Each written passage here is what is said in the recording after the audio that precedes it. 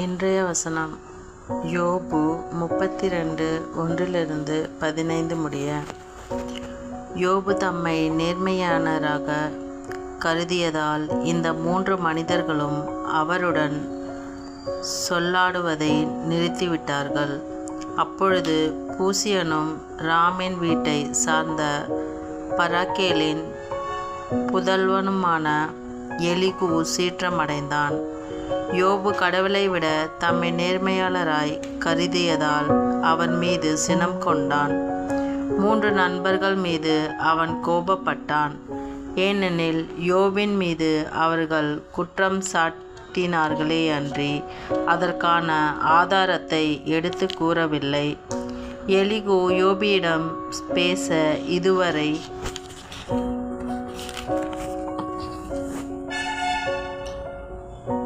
காத்திருந்தான். ஏனெனில் அவனை விட அவர்கள் வயதில் முதியவர்கள். அந்த மூவரும் தகுந்த மறுமொழி தரவில்லை எனக் கண்ட எலிகூ இன்னும் ஆத்திரமடைந்தான்.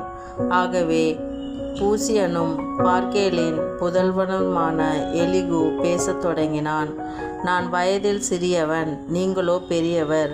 ஆகவே என் கருத்தை உங்களிடம் உரைக்கத் தயங்கினேன், அஞ்சினேன். நான் நினைத்தேன், முதுமை பேசட்டும், வயதானோர் ஞானத்தை உணர்த்தட்டும். ஆனால் உண்மையில் எல்லா வல்லவரின் மூச்சே மனிதரில் இருக்கும் அந்த ஆவியை உயர்த்துணர்வை அளிக்கின்றது. வயதானோர் எல்லாம் ஞானிகளையும் இல்லை, முதியோர் நீதி அறிந்தவரும் இல்லை. ஆகையால் நான் சொல்கிறேன், எனக்கு செவி கொடுத்தருள்க. நான் என் கருத்தை சொல்கிறேன். இதோ உம் சொற்களுக்காக காத்திருந்தேன். நீங்கள் ஆராய்ந்து கூறிய வார்த்தைகளை அறிவார்ந்த காற்றை நான் கேட்டேன்.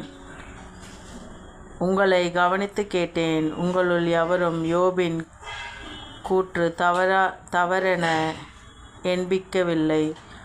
அவர் சொற்களுக்கு தக்க பதில் அளிக்கவுமில்லை. எச்சரிக்கை, நாங்கள் ஞானத்தை கண்டோம்.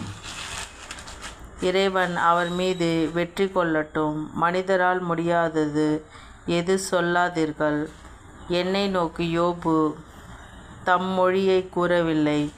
உங்கள் சொற்களில் அவருக்கு நான் பதிலளிக்க மாட்டேன். அவர்கள் மலைத்து போயினர். மீண்டும் மறுமொழி உரையார். அவர்கள் ஒரு வார்த்தையையும் சொல்வதில்லை. ஹல்லேலூயா, ஹல்லேலூயா, ஆமென்.